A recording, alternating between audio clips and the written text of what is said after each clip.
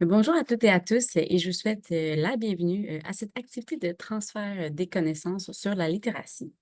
Je suis Valérie Beausoleil, responsable de programme à la direction des actions concertées du Fonds de recherche du Québec et j'aurai le plaisir d'animer la séance. Cette rencontre nous permettra d'en connaître davantage sur les résultats issus des deux recherches menées dans le cadre du programme de recherche en littératie, programme qui découle d'un partenariat avec le ministère de l'Éducation du Québec, avec lequel le Fonds est fier de s'associer depuis maintenant plus de 20 ans. Seront présentées la recherche de Julie Mire-Bissaillon de l'Université de Sherbrooke et la recherche action de Krasimira Marinova de l'Université du Québec en Abitibi-Témiscamingue pour une rencontre qui prendra fin autour de 15h30. Il est intéressant de savoir que depuis la première édition du programme de recherche en littératie en 2009, 8 appels de propositions ont été lancés à la communauté scientifique, permettant de financer le financement de 82 recherches. Précisons que le ministère de l'Éducation a financé ces projets à 100. Nous les remercions de soutenir la recherche et de reconnaître son importance pour éclairer les décisions, les stratégies et les actions gouvernementales à mettre de l'avant pour appuyer les milieux pratiques et citoyens. Dans le cadre des actions concertées, ce sont les partenaires qui définissent les objectifs et les besoins de recherche du programme. Le fonds de recherche est quant à lui responsable de la gestion du financement, allant de la coordination des comités d'évaluation des dossiers déposés à l'organisation des différentes rencontres qui permettent aux équipes de recherche de discuter avec les partenaires des ministères et des différents milieux. Le fonds, lui, s'assure également du respect de la liberté académique et de la propriété intellectuelle des chercheurs et chercheuses. Puis, au terme de chaque recherche menée aux actions concertées, le fonds organise une activité de transfert permettant de favoriser l'appropriation des connaissances par les milieux d'utilisateurs. C'est autour de cette rencontre que nous sommes réunis aujourd'hui. Puis notre partenaire, le ministère de l'Éducation, est ainsi instigateur du programme et a identifié en amont des besoins de connaissances à combler. Dans la foulée du plan d'action pour l'amélioration du français, le programme de recherche en littératie poursuit trois grands objectifs. Donc, d'abord, il s'agit du développement des connaissances afin de favoriser le développement, le maintien et le rehaussement des compétences en littératie au Québec. Ensuite, le programme vise à créer et à consolider des partenariats entre les chercheurs et les praticiennes.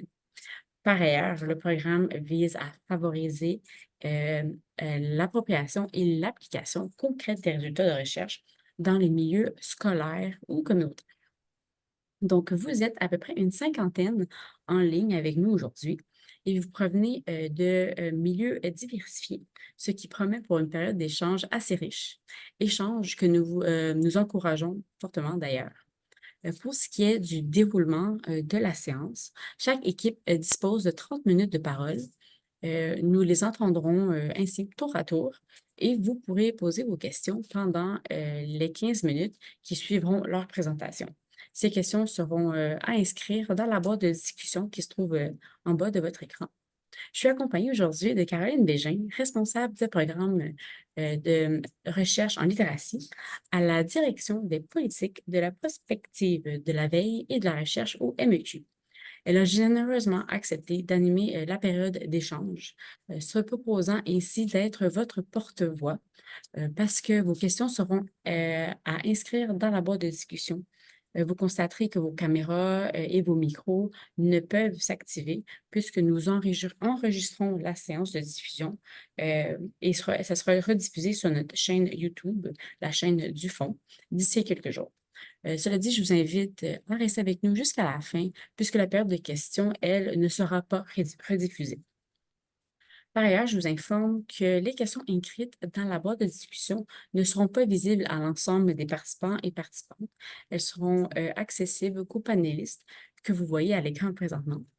D'ailleurs, donc n'hésitez pas à poser vos questions au fur et à mesure qu'elles vous viennent en tête pendant la présentation, même s'il nous répondra uniquement à la fin.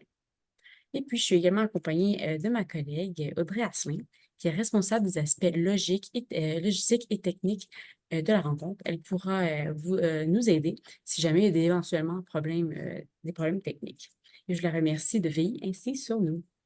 Donc, sans plus tarder, j'inviterai Julie Mirbissaï de l'Université de Sherbrooke à nous présenter son projet de recherche s'intitulant Implantation d'ateliers de lecture interactive dans le centre de la petite enfance des milieux ruraux défavorisés et mesure des effets.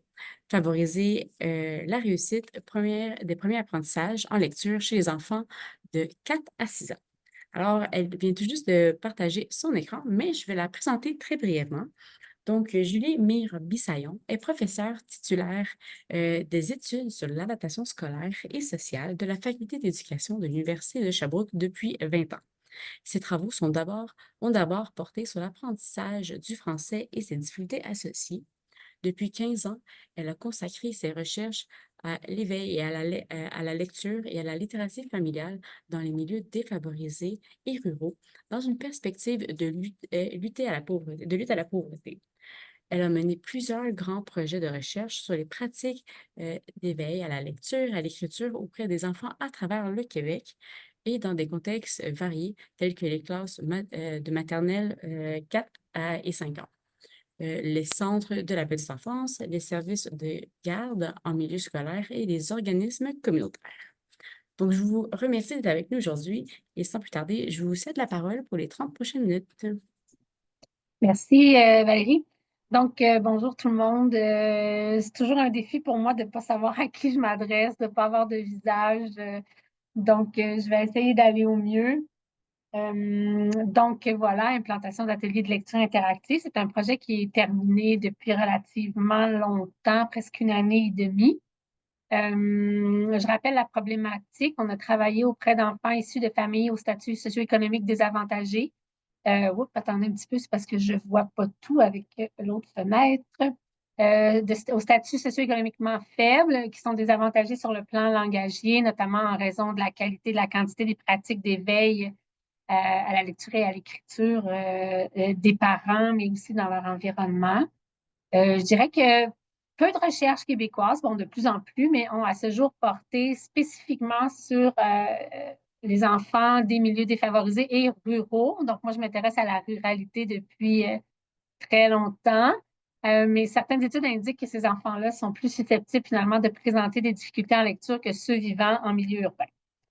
Ce que ça disait aussi dans la problématique de ce projet-là, c'est que la fréquentation d'un établissement tel qu'un CPE peut contribuer à réduire les écarts entre les enfants dans ton développement langagier, et en particulier à travers notamment la pratique de la lecture interactive.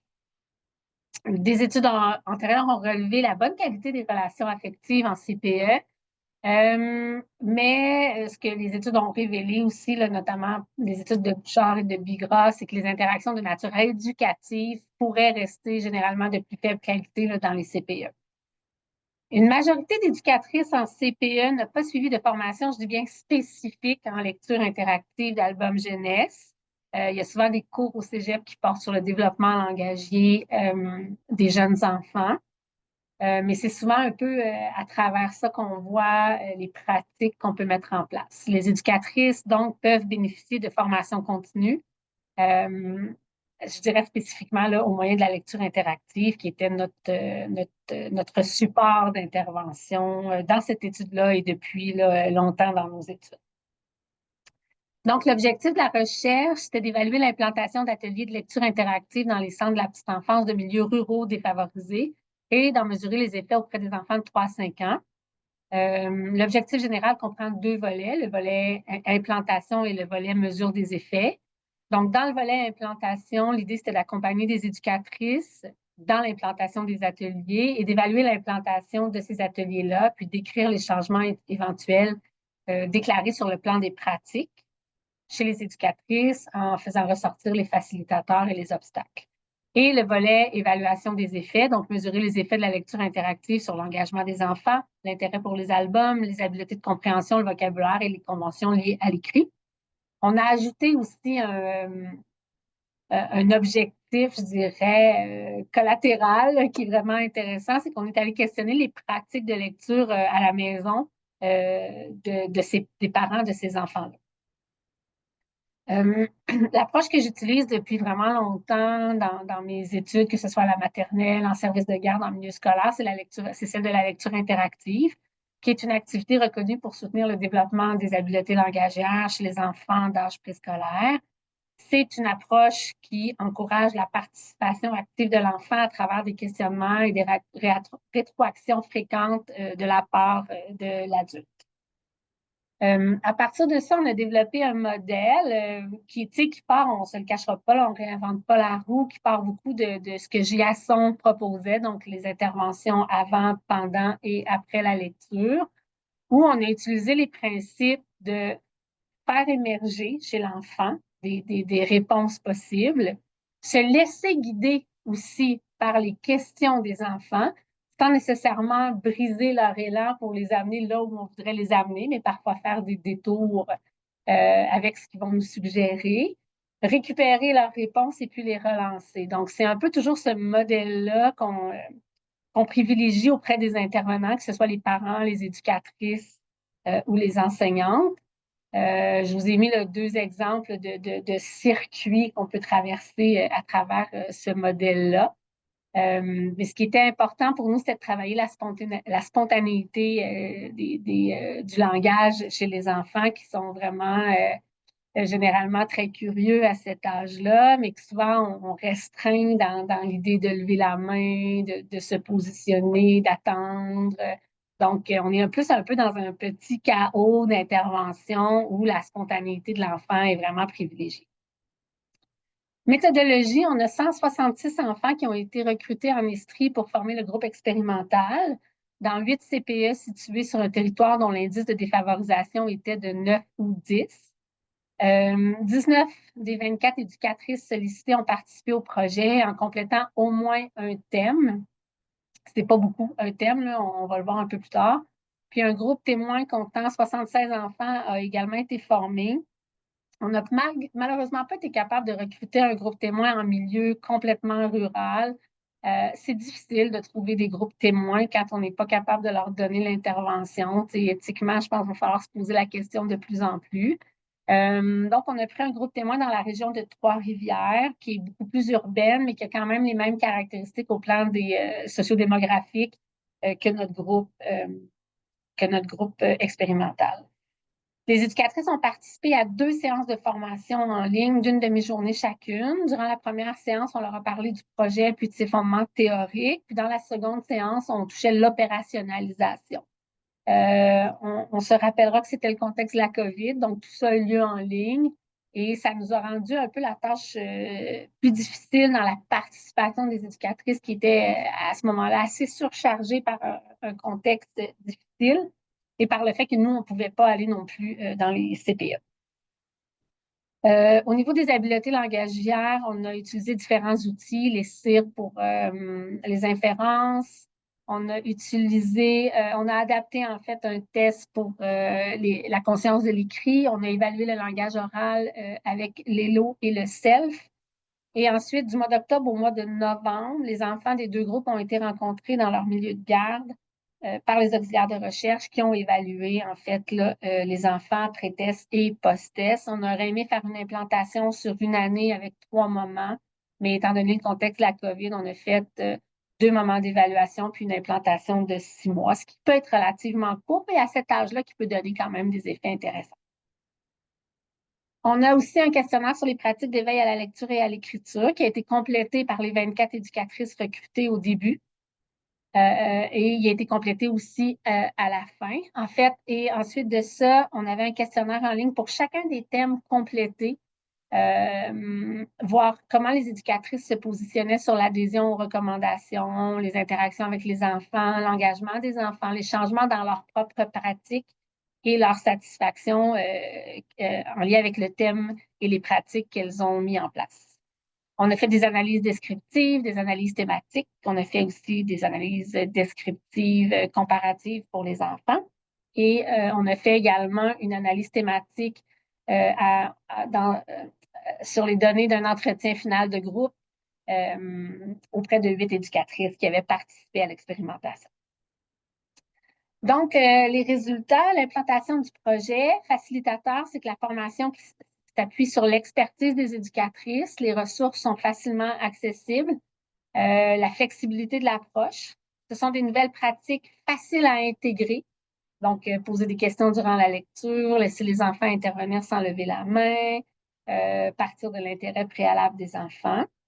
Défis, on parle d'un manque de temps, pénurie de main-d'œuvre, COVID-19, vacances, etc. C'est toujours un peu embêtant quand on nous signifie le manque de temps parce que c'est comme si on voyait la nouvelle pratique comme un ajout et non pas comme une pratique qu'on devrait intégrer ou une pratique qu'on fait déjà et qu'on pourrait améliorer. Donc ça, il y a comme une question d'accompagnement aussi qu'on n'a pas pu faire là, sur le terrain qui aurait pu changer la donne à ce niveau-là.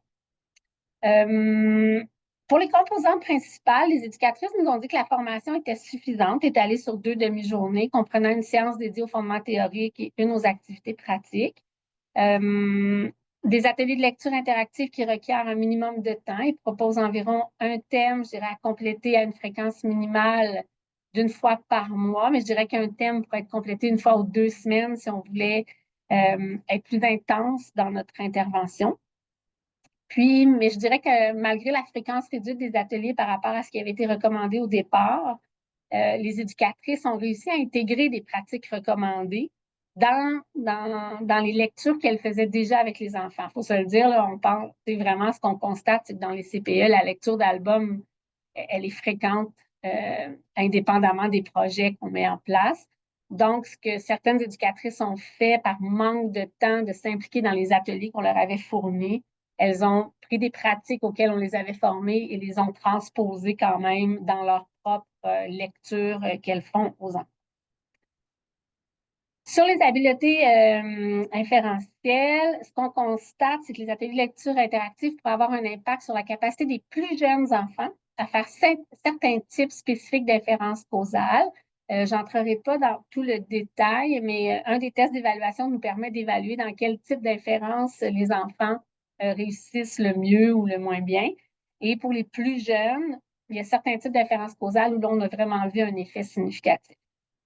Après 6 mois d'implantation du projet, les enfants les plus jeunes au début de l'étude obtiennent en moyenne des résultats légèrement plus élevés à la catégorie résolution de problèmes, prédiction. Donc, quand on leur posait des questions de prédiction, les plus jeunes, finalement, ont évolué davantage que les plus vieux avec les interventions qu'on a mises en place et qui invitaient les éducatrices à faire prédire la suite de l'histoire à chaque fois qu'on faisait une lecture. Fait qu'on peut penser étonnant, mais qu'il ne l'est pas tant finalement, c'est que le sexe assigné à la naissance n'a aucune incidence sur les scores totaux des enfants à l'ESSIR, qui est l'épreuve des habiletés inférentielles, ni sur leur sous-score pour les différentes sous-catégories d'inférence causale. Donc, pour les inférences, dans les publics avec lesquels on a travaillé, il n'y a pas de différence entre les garçons et les filles. Et c'est ce que la majorité de mes travaux ont démontré depuis 15 ans, même si on pense que les garçons, en guillemets, sont moins bons que les filles en lecture, ce ne serait pas au niveau des inférences, en tout cas, qu'il y aurait une différence significative. Au niveau de la conscience de l'écrit, les garçons du groupe expérimental se sont améliorés plus significativement que les filles au cours des 6 mois du projet. Mais ce qu'on s'est rendu compte aussi, c'est qu'ils partaient de plus loin, mais qu'en général, les enfants qui partaient de plus loin, gars et filles confondus, s'amélioraient davantage avec l'intervention qu'on a mis en place et probablement aussi les pratiques du CPE. C'est sûr que ça prend des études plus complètes pour généraliser le tout, bien sûr. Et ce qu'on s'est rendu compte également, parce qu'on avait dans notre questionnaire sociodémographique, on posait la question à savoir s'il y a des enfants qui étaient en attente de services ou qui recevaient des services en orthophonie. Puis systématiquement, les enfants qui étaient en attente d'une intervention sont ceux qui se sont le plus améliorés dans le projet. Donc, ça veut dire que ce qu'on fait en CPE, qu'on est amélioré, je dirais, par des ateliers, par un projet de recherche ou par des pratiques améliorées en lecture, permettent aux enfants qui ont des défis langagiers de s'améliorer sur une période de 6 mois. Au niveau du vocabulaire, avant 3 ans, les filles ont tendance à obtenir de meilleurs résultats que les garçons alors que les garçons obtiennent de meilleurs résultats. Bon, là, c'est différents tests, je dirais, puis il faudrait rentrer vraiment dans des détails précis, mais il y a certains tests où les filles réussissent mieux, puis il y a certains tests où les garçons réussissent mieux. Le sous-groupe de sexe qui représente les moyennes les plus faibles au pré-test est aussi en général celui qui s'améliore plus avec le temps, comme je le signifiais. Quel que soit leur sexe. Et puis, dans le fait étonnant, dans le groupe témoin, les garçons obtiennent à peu près systématiquement des résultats plus élevés que les filles au self et à l'élo au pré-test, ainsi qu'au post-test. Donc, est-ce qu'en milieu urbain, au plan du vocabulaire, on aurait une différence d'échantillon versus l'échantillon en milieu rural? C'est ce que ça tend à démontrer, là, mais il faut que je creuse un peu plus là, ces données-là. Dans le groupe expérimental, ce sont les enfants qui présentent les moyennes les plus faibles au pré-test qui s'améliorent le plus significativement, devançant parfois même au post-test les moyennes de ceux qui présentaient les plus forts résultats. Donc, ceux qui ont des forts résultats semblent se maintenir. Ceux qui ont des plus faibles résultats, eux, profitent vraiment des interventions là, en CPE. Pratique parentale, c'est vraiment intéressant de constater que, indépendamment de la ruralité ou du milieu urbain, les pratiques les moins fréquentes en milieu défavorisé sont: je vais à la bibliothèque avec mon enfant, je joue à des jeux éducatifs avec mon enfant et je pose des questions sur l'histoire à mon enfant. Donc, tout milieu confondu défavorisé, ce sont les pratiques les moins fréquentes. Mais elles sont plus fréquentes dans le milieu urbain que dans le milieu défavorisé. Et si on regarde les pratiques parentales les plus fréquentes dans les milieux défavorisés, ce sont des pratiques de type je laisse à la disposition. Donc, je mets des livres à la portée de mon enfant, je laisse mon enfant jouer avec les livres et je joue avec mon enfant dehors. Donc, on a des pratiques où les parents sont peut-être un peu moins engagés dans les milieux défavorisés. Ensuite, lire une histoire, la pratique qu'on voudrait voir le plus souvent chez les parents, je dirais qu'elle arrive sur 16 pratiques, elle arrive à peu près en milieu de peloton. Donc, elle n'est pas dans les plus fréquentes, mais elle n'est pas dans les moins fréquentes non plus. Ensuite, j'ai mis des tableaux comme ça que vous pourrez revoir là, de façon plus spécifique, où on parle de fréquence, donc, et on voit les différences là, significatives apparaître là, dans le tableau. C'est celle dont je parlais tout à l'heure. Je vais aller ensuite, comparaison des pratiques les moins fréquentes. J'en ai également parlé tout à l'heure avec les différences significatives. Dans les pratiques les moins fréquentes, les parents de milieux urbains, en fait, les parents de milieux urbains défavorisés posent plus de questions sur l'histoire. C'est une pratique aussi qu'on veut déployer auprès des familles, qu'on veut se voir se déployer. Mais ils vont aussi plus souvent à la bibliothèque. Est-ce qu'on peut penser qu'en milieu urbain, l'accès à la bibliothèque, bien sûr, est plus facile, on va à l'heure du compte, on voit des modèles auxquels on a plus difficilement accès dans les milieux ruraux. Donc, il faudra se poser la question comment donner accès à des modèles de lecture en milieu rural quand les enfants sont en CPE, mais aussi sont gardés à la maison. Ensuite, selon le genre du parent, on a toujours des pratiques dans les milieux ruraux qui sont très, très typées femmes et hommes, différences significatives qu'on ne voit pas apparaître en milieu urbain. Excusez. À cet égard-là, il y a un article qui est paru de Waikipo avec qui j'ai collaboré qui disait que dans une grande partie des milieux ruraux, on est resté sur la séparation du travail, en fait, où les femmes s'occupent plus des enfants alors que les hommes seraient davantage en milieu de travail, ce qui peut expliquer en partie que ce soit la femme qui prenne plus en charge les activités de lecture à la maison. Différence qu'on ne voit pas dans les milieux urbains. Ensuite, fréquence des pratiques parentales selon le niveau de scolarité. Ça, c'était quand même intéressant parce que dans les milieux défavorisés, on a quand même une différence significative en fonction du diplôme. Donc, le diplôme universitaire est corrélé avec « je lis un livre à mon enfant ». et dans la fréquence aussi, et dans le milieu urbain défavorisé, un peu la même chose qu'on observe, mais en plus, on ajoute, je pose des questions sur l'histoire à mon enfant dans une fréquence plus élevée alors qu'il y a des diplômes plus élevés également. Par ailleurs, nous, on croit que cette pratique-là peut s'installer indépendamment du type de diplôme que les parents. Les besoins des éducatrices, j'en arrive aux pistes de recherche. Les besoins des éducatrices en CPE en termes de formation, en éveil à la lecture et à l'écriture sont réels, mais devraient peut-être s'accrocher davantage à un accompagnement pratique dans les milieux. L'accès à la formation continue des éducatrices devrait être facilité, ce qui est pas une mince affaire dans l'optique où elles travaillent. Elles sont en pénurie de main-d'œuvre également. C'est pour ça que je dis que si on arrivait à s'accrocher, à être sur le milieu de pratique avec elles, ça pourrait être plus facile. Dans le même sens, l'implantation de ce type de projet devrait être liée à un accompagnement soutenu des éducatrices en milieu de garde.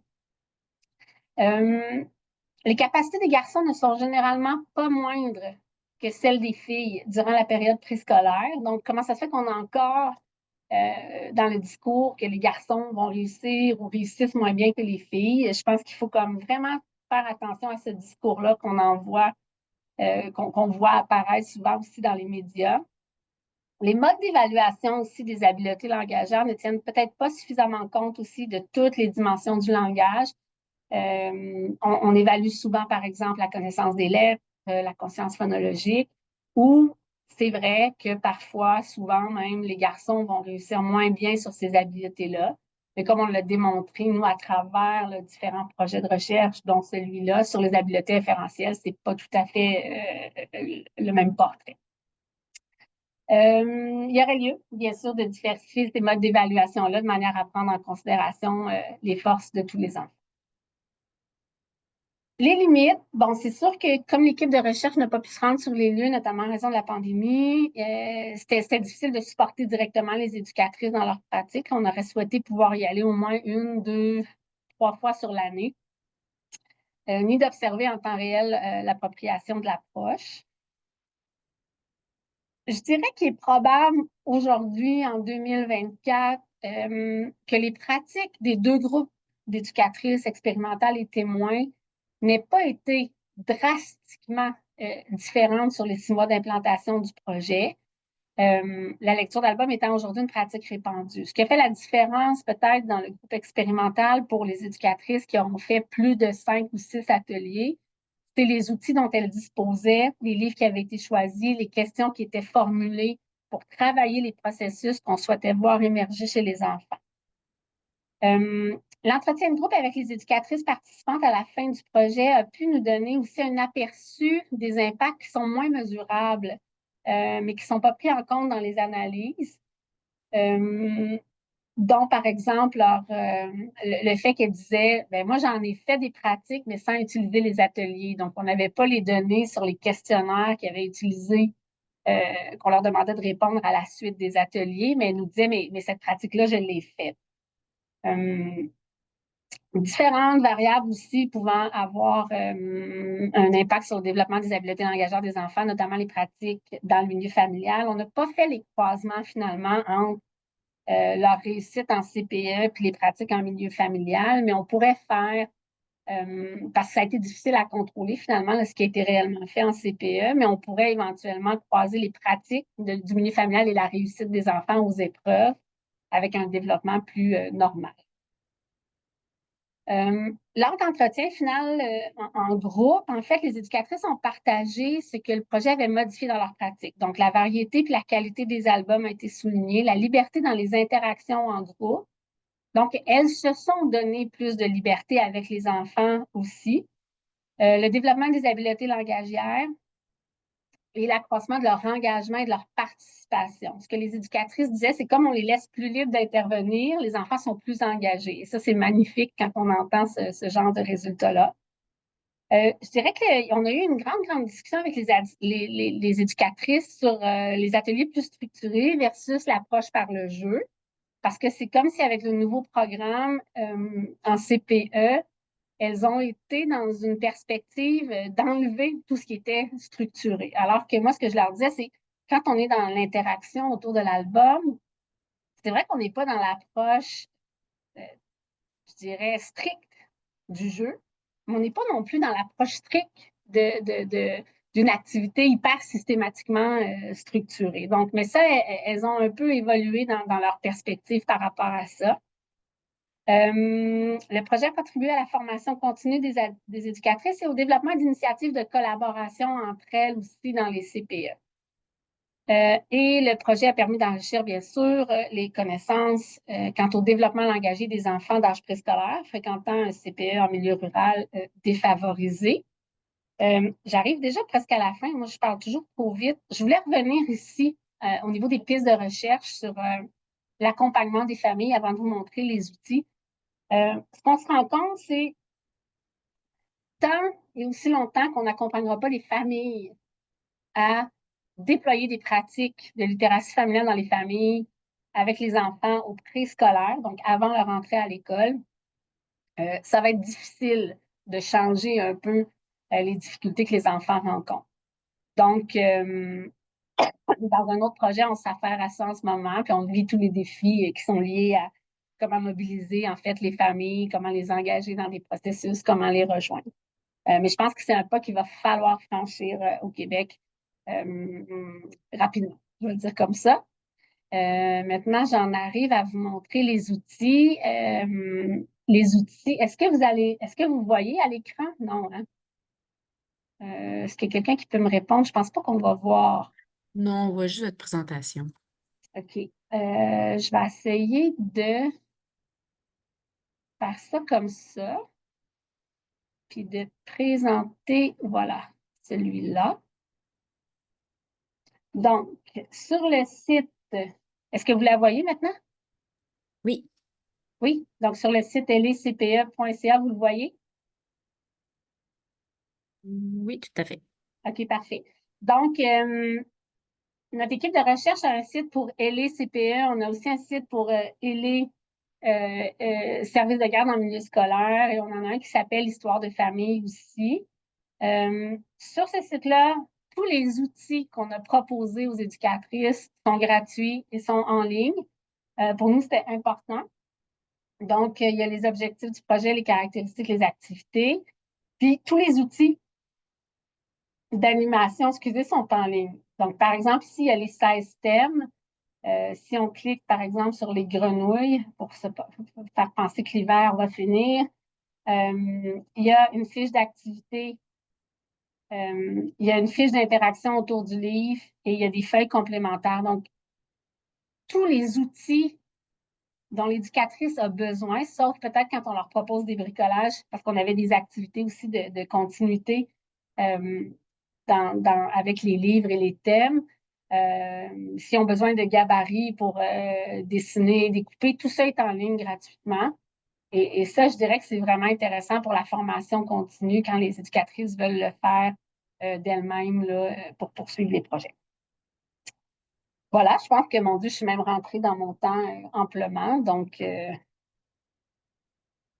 y aura peut-être plus de questions, de temps pour les questions. Euh, je vous remercie pour cette présentation vraiment stimulante qui soulèvera certainement plusieurs questions. Je vois qu'il y en a déjà qui commencent à apparaître. Donc, pour les personnes en ligne, sachez que vous pouvez aussi consulter le rapport de recherche qui se trouve sur la page du projet, sur le site web du FRQ. Ma collègue Audrey vous a partagé le lien en début de la séance. Le format est vraiment très accessible. On trouve le matériel de recherche en annexe, qui est souvent aussi très intéressant.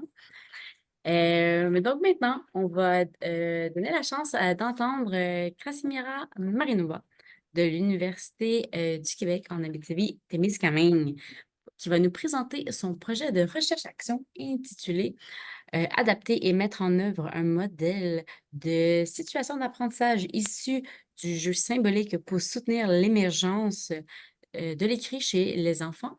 à l'éducation préscolaire. Donc, je vais aussi la présenter très brièvement. Donc, Krasimira Marinova est professeure titulaire en intervention éducative au préscolaire. Ses intérêts portent sur le rôle du jeu pour le développement des enfants, le lien entre les jeux et les apprentissages à l'âge préscolaire, ainsi que la compétence ludique de l'enseignante et ses rôles dans le jeu de faire semblant. Elle a mené avec Christian Dumais, professeur titulaire à l'UQAT, une recherche quasi-expérimentale subventionnée par le FRQSC qui a démontré que le modèle de situation d'apprentissage issu du jeu est associé à des meilleurs résultats relatifs à l'émergence de l'écrit chez les enfants à l'éducation préscolaire et que d'autres modèles privilégiant différents modèles d'enseignement systématique et direct des lettres. Krasimira Marinova a signé comme auteur ou co-auteur plusieurs articles et elle est également auteure du livre Intervention éducative au préscolaire, un modèle de pédagogie de jeu paru aux presses universitaires du Québec. Et elle est extrêmement bien entourée aujourd'hui parce qu'elle est accompagnée de plusieurs membres de son équipe, dont Christian Dumais, professeur titulaire de l'UQTR et co-chercheur, Brigitte Campbell, enseignante à la Commission scolaire des Patriotes et co-chercheur du milieu, Raymond Nolin, professeur à l'UQTR et doctorant à l'UQAT, qui agissait à titre d'assistant et d'organisateur du projet. Et puis Camille Robitaille, doctorante de l'UQTR et assistante de recherche. Donc, je vous remercie pour votre présence et je vous invite maintenant à nous présenter les résultats de votre recherche pour les 30 prochaines minutes. Merci. Tout d'abord, tout comme Julie, moi aussi, j'aurais aimé vous voir, mais bon, je vais mobiliser mon imagination. C'est ce qu'on demande aux enfants et aux enseignants dans nos projets pour imaginer ce beau public que vous êtes. Donc, les membres de mon équipe, de l'équipe qui a travaillé sur ce projet, ont été déjà présentés. Donc, je pourrais, moi, Camille, je peux tout brièvement vous présenter le plan de notre présentation. Dans un premier temps, je vais juste rappeler les principaux concepts et le construit pédagogique sur lequel ce projet s'appuie. Nous allons brièvement rappeler les résultats d'une recherche précédente que nous avons menée en 2016-2019. Il est important de se rappeler cette recherche parce que cette recherche a donné naissance à la recherche-action que nous avons organisée, menée et terminée nous aussi pendant la période de l'époque, je ne sais pas une époque, mais quand même une période de la COVID qui a tenté un peu notre méthodologie, nous a demandé de faire preuve d'adaptabilité. Nous allons vous présenter la méthodologie de cette recherche-action que nous avons menée, mais la plus grande partie de notre temps sera réservée à la présentation des résultats qui vont porter sur l'appropriation du modèle par les enseignantes, des conditions favorables et défavorables pour la mise en place du modèle de situation d'apprentissage issu du jeu pour le développement de l'émergence de l'écrit et les effets sur les compétences des enseignantes à travailler avec les situations d'apprentissage issues du jeu, notamment pour soutenir les apprentissages relatifs à l'émergence de l'écrit. Bien sûr, nous terminerons par quelques pistes de solutions, les limites de notre recherche et les besoins de nouvelles recherches. Bon, l'équipe a déjà été présentée, on peut continuer avec... Ouais. Ce projet s'appuie sur deux concepts qu'on utilise fréquemment dans le langage, dans le discours éducatif, mais il est toujours nécessaire de se rappeler le sens que nous leur accordons. C'est le premier concept est le jeu symbolique qu'on appelle aussi, et nous optons dans notre équipe de plus en plus pour un changement de terminologie. Donc, nous préférons, pour plusieurs raisons, appeler ce jeu de faire semblant. Ce jeu est considéré, et il est une création originale, inspirée par la vie et réinterprétée par l'imaginaire de l'enfant, dans lequel il réinvente la réalité en reproduisant des rôles et en développant du scénario. Vous voyez une phrase très dense qui présente les trois schémas les trois schémas mentaux grâce auxquels l'enfant construit le jeu symbolique. Du point de vue psychologique, rappelons que le jeu symbolique est l'activité maîtresse à l'âge préscolaire qui crée la zone de développement le plus proche et entraîne des gains développementaux. Parmi ces gains développementaux, on retrouve les fondements, les incontournables de l'émergence de l'écrit. L'émergence de l'écrit se définit comme un système complexe d'habiletés de l'enfant, l'habileté que l'enfant construit au fil du temps grâce aux connaissances, aux expériences, aux comportements, aux attitudes socialement partagées. Il s'agit de connaissances, d'habiletés et d'attitudes que l'enfant développe sans enseignement formel avant son entrée dans l'apprentissage conventionnel de la recherche, de la lecture. Différentes composantes, notamment la relation entre l'oral et l'écrit, les fonctions de l'écrit, les conventions et les symboles de l'écrit, les concepts de lettres, du mot de la phrase, la sensibilité sonore ou la conscience phonologique, tout ça, ce sont les éléments qui constituent le contenu des apprentissages reliés à l'émergence de l'écrit. Dans notre premier projet, nous avons observé les composantes reliées aux fonctions de l'écrit, la découverte des conventions et les symboles de l'écrit et la sensibilité sonore. Nous sommes très fiers d'avoir réussi à travers du premier projet d'avoir pu convaincre les décideurs et maintenant dans le nouveau programme d'éducation préscolaire, on trouve explicitement les fonctions de l'écrit comme un apprentissage propre et nécessaire à l'éducation préscolaire. Au-delà de ces deux concepts scientifiques, nous avons appuyé ce projet Action, mais aussi le projet, la recherche quasi-expérimentale dont je vous parle, sur un construit pédagogique qui est le modèle de situation d'apprentissage issu du jeu.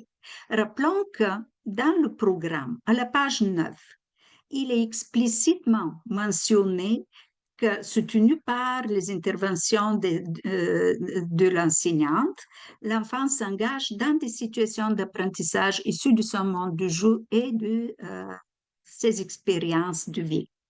C'est le seul type de situations d'apprentissage qui sont explicitement mentionnées dans le nouveau programme, mais dans l'ancien programme, c'était aussi la même situation. Donc, déjà, la présence de ce construit pédagogique demande d'y accorder une attention. Nous n'avons pas, pendant les années, nous n'avons pas trouvé une définition de situation d'apprentissage issue du jeu, ce qui nous a amené à décrire ce phénomène, décrire ce construit pédagogique en nous appuyant sur des prémices théoriques. Les situations d'apprentissage issues du jeu sont des structures qui surgissent dans le jeu symbolique mature. Elles consistent à une recherche intentionnelle de l'enfant de nouvelles connaissances, et pas de n'importe quelle connaissance, mais des connaissances qui sont nécessaires au déroulement du jeu lui-même. Ce sont des activités spontanées ou indirectement initiées par l'enseignante qui, tout en poursuivant un objectif pédagogique, se déroulent dans le jeu et selon sa logique. Les situations d'apprentissage issues du jeu surgissent lorsque le jeu amène les enfants vers une réalité peu connue et qu'un besoin de nouveau savoir se fait sentir. Et un élément très important dans les situations d'apprentissage issues du jeu, l'enseignante agit comme co-joueuse. Elle adopte alors une posture ludique et déjà ce concept posture ludique mérite des recherches qui devraient être menées dans les prochaines années dans le corps d'enseignantes à l'éducation préscolaire. Nous avons, lors de la recherche 2016-2019, nous avons expérimenté le modèle de situation d'apprentissage issu du jeu et vous avez déjà entendu le principal résultat, mais avant de laisser mon collègue Christian Dumais vous présenter brièvement les principaux résultats de notre recherche, qui par ailleurs rejoignent les résultats relatifs aux garçons dont le Julie a parlé de son projet. Avant de passer à ça, j'aimerais pour le public que je ne vois pas, mais je sens votre présence, j'aimerais tout brièvement vous donner un exemple d'une situation d'apprentissage issu du jeu parce que une image, même une image racontée, vaut plusieurs mots, même si ça passe pareil par le mot.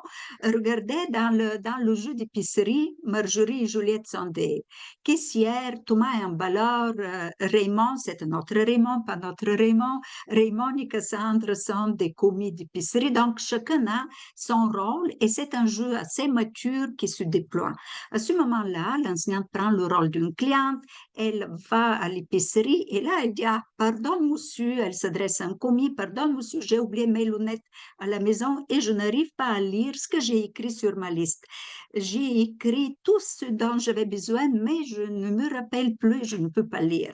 Donc, les enfants, les commis de l'épicerie disent, ben, moi, je ne sais pas lire. Alors, l'enseignante cliente peut les encourager, mais est-ce que vous ne savez pas lire? Mais est-ce qu'au moins vous pouvez me dire par quelle lettre commence ce mot? Raymond dit, ben, ici, ça commence par la lettre M. L'enseignante se questionne, l'enseignante cliente, n'oublions pas que c'est une cliente, se questionne à haute voix. Ah, M, qu'est-ce que je voulais acheter qui commence par M? Et les commis de l'épicerie vont l'aider à trouver des macaronis, des muffins, et d'autres produits qui commencent par le M. Ensuite, ils peuvent aller chercher le lettre M sur les emballages, et ainsi de suite, et ainsi de suite.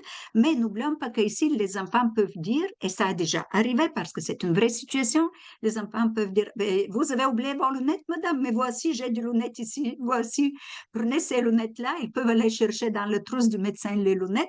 Ici, l'enseignant doit être capable de reculer de ses intentions pédagogiques pour laisser le jeu continuer son développement tel que prévu, initié, planifié, imaginé par les enfants. Notre projet Action, comme je vous dis, prend racine dans le projet, dans cette recherche expérimentale. Donc, Christian va vous rappeler les résultats, les principaux résultats.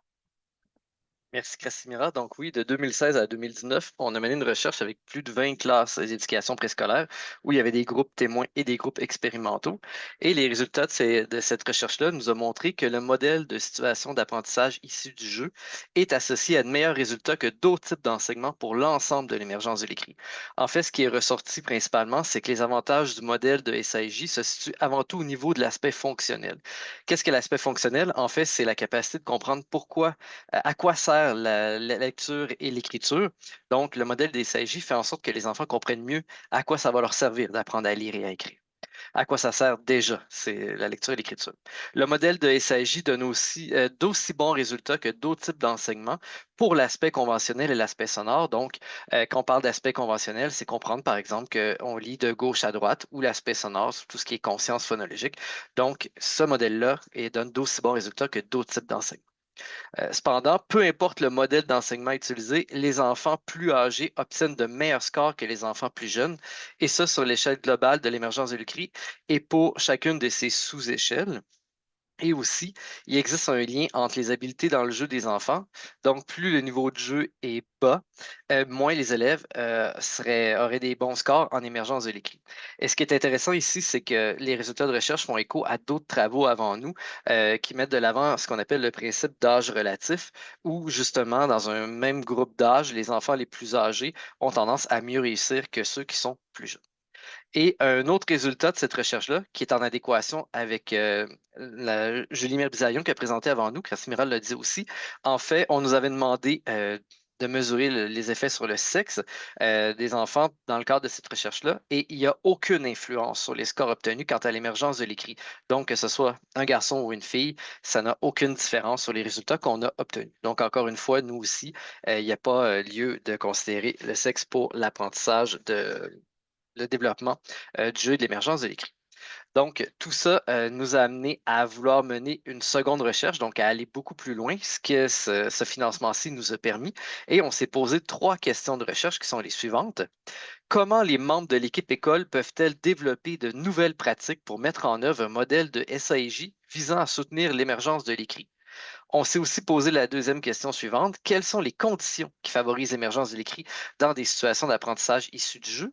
Et enfin, quels sont les effets concrets et observables en classe de la mise en place d'un modèle de SAJ sur l'émergence de l'écrit des enfants? Donc, voici la méthodologie qu'on a suivie pour répondre à ces questions de recherche-là, pour mener la recherche. Tout d'abord, il faut savoir que 12 enseignantes d'une même école au Québec ont participé à la recherche. Donc, on a eu la chance dans une école où il y avait plusieurs enseignantes de maternelle.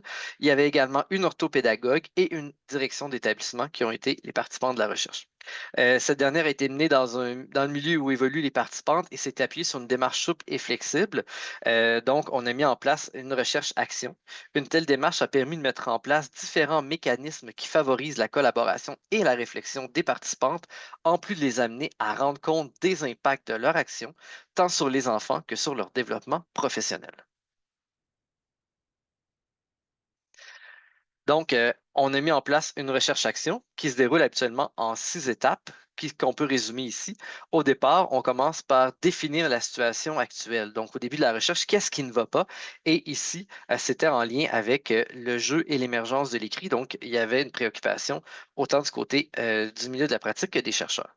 Ensuite, la deuxième étape, c'est de définir la situation désirée. Qu'est-ce qu'on veut exactement? Et ici, on savait qu'on voulait tester, mettre en place les situations d'apprentissage issues du jeu. On voulait voir concrètement comment ça se passait dans les milieux. La conception d'un plan, on répond à la question suivante. Comment allons-nous y prendre? Oui. Alors qu'on a adapté le modèle de situation d'apprentissage issu du jeu. Et il y a eu la mise en œuvre comme quatrième étape où on répond à la question, que faisons-nous concrètement? On a mis en place des situations d'apprentissage en classe. Il y a eu la cinquième étape, donc l'évaluation. Preuve à l'appui, quel est l'impact de nos actions? Donc, on a analysé tout ce qu'on a fait pendant les années de la recherche. Et finalement, il y a diffusion des résultats par des communications, des publications et des présentations comme on est en train de faire aujourd'hui. Il faut savoir que la recherche a eu lieu de 2019 à 2024. Comme ma collègue Rassimira l'a dit précédemment, la COVID est intervenue dans la recherche, donc ce qui nous a amené à la modifier, la ralentir, l'adapter. Et on peut voir qu'on a commencé par 3 rencontres par année. Ensuite, pendant la COVID, 2 rencontres. 2021-2022, il y a eu des entrevues et 5 rencontres. 2022-2023, on a fait 3 rencontres. Et enfin, la dernière année de la recherche, 1 rencontre et des entrevues avec chaque participante. Les outils et moyens de collecte des données, on a utilisé des journaux de bord qui ont été complétés par les enseignantes, les chercheurs, des discussions de groupe. Il y a eu des entretiens semi-dirigés, comme on a pu voir à au moins 2 reprises, et les enseignantes ont complété des portfolios qui ont été partagés avec les chercheurs et avec les autres participantes, ce qui nous a amené justement à pouvoir échanger sur ce qui était documenté. Comment ça se passait lors des rencontres? Bien, chaque fois qu'on commençait une rencontre, il y avait un retour sur les expérimentations des enseignantes parce qu'entre chacune des rencontres, elles avaient comme mission de devoir expérimenter certaines choses, notamment toujours en lien avec les situations d'apprentissage issues du jeu. Par la suite, il y avait un apport théorique des chercheurs, donc on amenait des éléments théoriques pour répondre aux besoins et aux questions des enseignantes. Il y avait ensuite des activités d'appropriation par les enseignantes, des discussions autour des apports théoriques qui ont été fournis. Et en fin de journée, il y avait toujours la planification de la mise à l'essai, ce qui était abordé à la rencontre suivante. Et entre les rencontres, il y avait des mises à l'essai du modèle dans les classes, de la documentation pédagogique et des préparations du retour sur les expérimentations, ce qui était l'objet de départ de chacune des rencontres lors des recherches. Ce qui nous amène à la partie de la présentation, qui est la présentation des résultats. Alors, je vais faire le tour, en fait, de résultats qu'on a en lien avec les 3 objectifs, les 3 questions de recherche là, qui animaient ce projet-ci. Donc, premièrement, dans le projet, il y avait un objectif, là, comme on l'a mentionné tantôt, qui portait sur l'accompagnement d'une équipe école pour adapter et mettre en œuvre le modèle des SAIJ. Donc, pour illustrer en fait le cheminement par lequel les enseignants du projet sont passés, l'équipe de recherche a élaboré un schéma. Alors, au départ, on a tenu compte du fait qu'on travaillait avec des enseignantes expérimentées à la maternelle qui avaient déjà des connaissances initiales par rapport aux interventions à faire dans le jeu et par rapport au soutien à l'émergence de l'écrit. Donc, l'équipe s'est appuyée sur leurs connaissances et sur leur conception initiale pour entamer les confrontations à des nouvelles propositions théoriques. Ensuite, le projet avance. Comme Christian le nommait, là, il a résumé un petit peu le fonctionnement des journées de travail qu'on avait. Alors, pendant les journées de travail, il y avait différentes activités réflexives qui étaient proposées aux enseignantes participantes. Et les enseignantes, par la suite, recouraient à différentes stratégies dans leur classe pour tenter d'adapter le modèle dans leur quotidien de façon propre à leur réalité, notamment par les 4 façons qui s'affichent à l'écran. Donc, elles ont mis en pratique des stratégies nouvelles en lien avec les 5 critères du jeu sur lesquels on s'est appuyé dans le cadre du projet. Il y a eu des réaménagements dans leur classe. Elles ont développé une capacité d'observation des habiletés liées à l'émergence de l'écrit. À travers ça, elles ont fait face à des questionnements, des doutes, des résistances, des défis qui ont été traités chaque fois dans les journées de groupe en fait de travail. Et en fait, l'analyse nous montre qu'avec le temps, les enseignantes deviennent meilleures pour anticiper les besoins des enfants dans le jeu et en lien avec l'émergence de l'écrit, qu'elles approfondissent aussi leur soutien aux apprentissages qui est offert aux enfants dans le jeu et qu'elles sont plus à l'aise de naviguer dans l'improvisation pédagogique qui peut venir avec le modèle des SAIJ. Puis, à la fin du projet, il y a eu un état des lieux qui a été fait. Et parmi les différentes traces laissées, si on peut dire, du projet, plusieurs enseignantes participantes disent repartir avec un sentiment de sécurité pédagogique augmenté. Donc, en fait, avec une meilleure confiance en leur choix pédagogique, avec un sentiment de compétence augmenté, là, pour reprendre leurs propos, une plus grande certitude de la pertinence des interventions dans le jeu pour soutenir les apprentissages des enfants en lien avec l'émergence de l'écrit. Bien sûr, avec une intensité là, différente selon chaque participant, mais ça ressortait dans le discours là, de toutes les participants. Et une deuxième trace importante qui ressortait dans le cheminement, c'est celle d'une plus grande, maintenant, attitude d'ouverture pédagogique. Donc, pour reprendre un petit peu les mots des enseignantes ici, donc elles se disent le plus flexibles sur le plan pédagogique maintenant, plus ouvertes aux nouvelles idées, aux nouvelles interventions ici dans leur classe, et certaines disent avoir une meilleure capacité d'adaptation et d'exploration avec les enfants. Encore une fois, certaines repartent plus curieuses, d'autres plus, plus fermées à l'idée d'intégrer encore des nouvelles idées, mais tout le monde mentionnait là, une évolution en ce sens-là.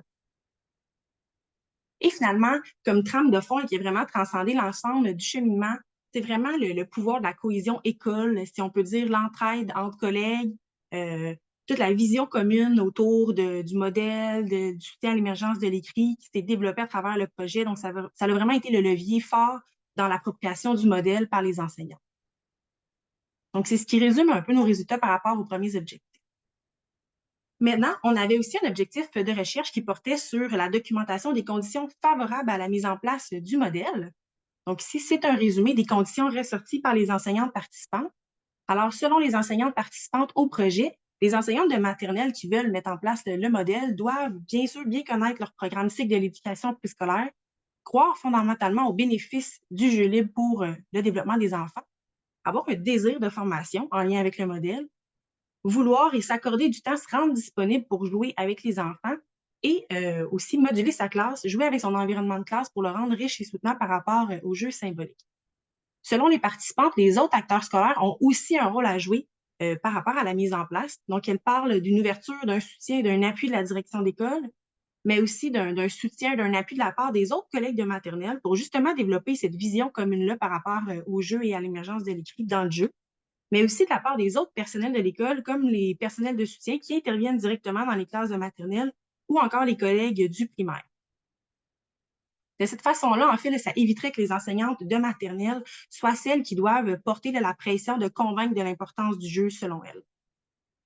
Elle croit aussi qu'il y a des conditions qui relèvent de l'organisation scolaire, donc, entre autres, le point du ratio, la diminution du ratio, c'est vraiment la condition rappelée le plus souvent dans le discours comme étant la solution qui viendrait résoudre le plus de problèmes. Mais elle parle aussi de l'importance d'un accompagnement et d'un temps reconnu pour s'approprier le modèle et d'un temps reconnu pour simplement être en collègue et échanger, s'entraider. Elle donne l'exemple des journées complètes de partage qui sont très bénéfiques en ce sens-là, selon elle.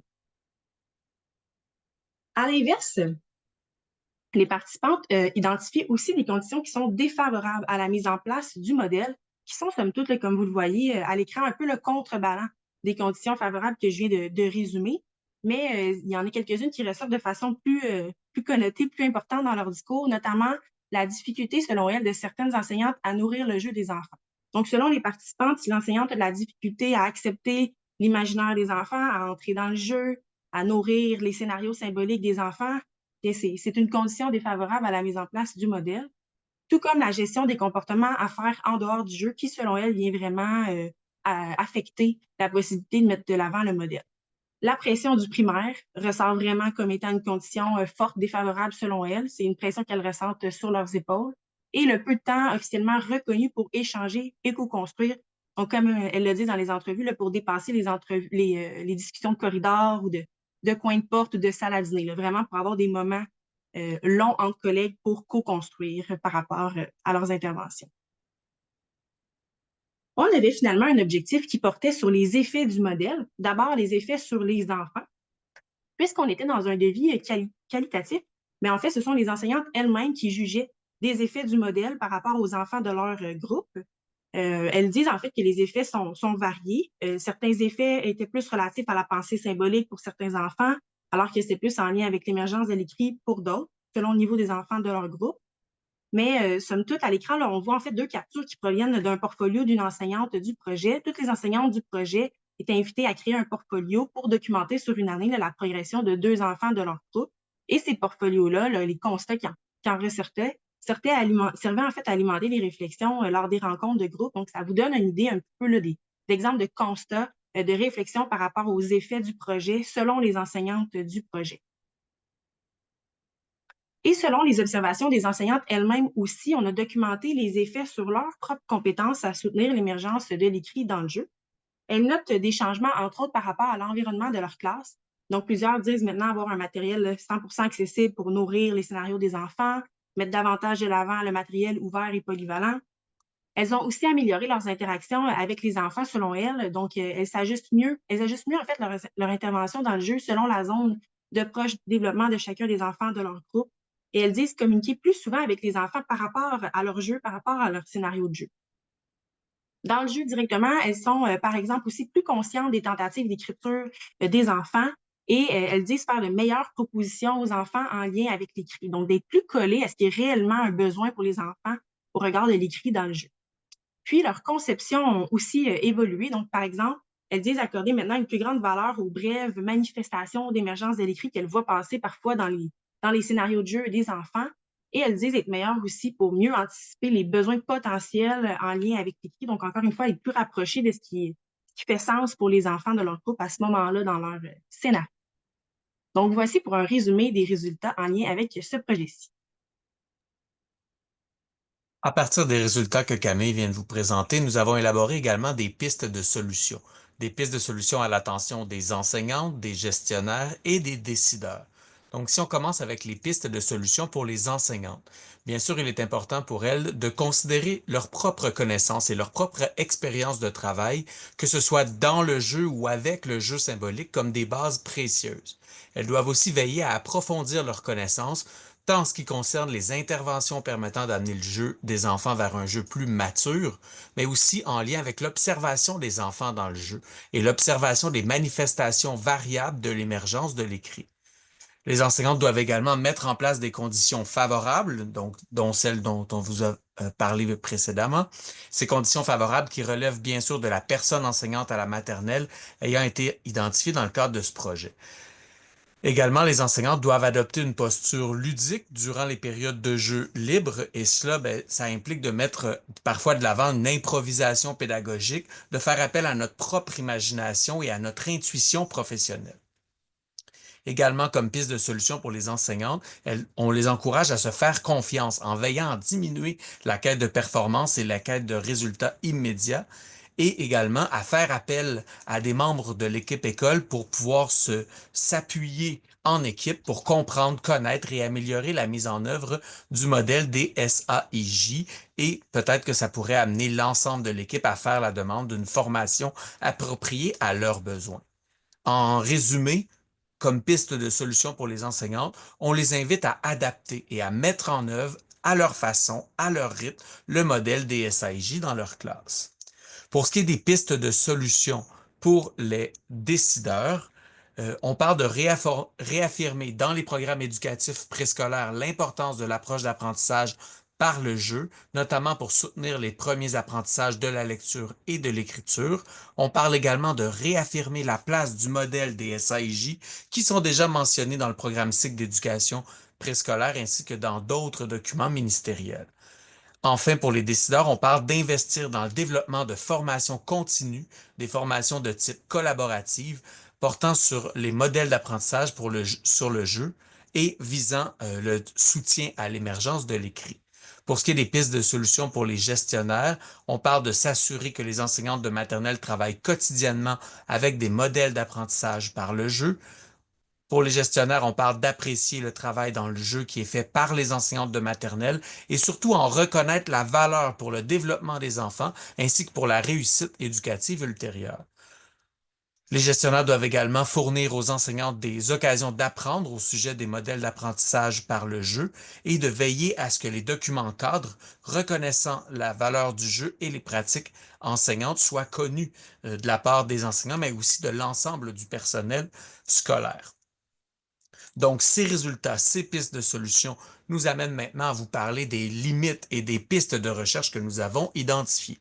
Tout d'abord, une limite importante est la nature du devis méthodologique. Donc, bien sûr, il s'agit d'une recherche qualitative qui ne vise pas à une généralisation des résultats. Donc, c'est pourquoi, dans le cadre du rapport de recherche, nous avons veillé à bien décrire le milieu dans lequel s'est déroulée la recherche, de façon à assurer la transférabilité des résultats dans différents milieux de pratique qui pourraient être plus ou moins similaires à celui dans lequel on a mis en œuvre la démarche. La deuxième limite concerne la nature des données collectées. Donc, comme Camille vous l'a mentionné précédemment, il s'agit majoritairement de données auto-rapportées, c'est-à-dire qu'on n'est pas allé évaluer ou documenter le développement de l'enfant nous-mêmes en tant que chercheurs. Donc, ce sont les participants qui ont procédé, qui nous ont ramené leurs observations et leurs pratiques. Donc, ça, c'est aussi une limite importante.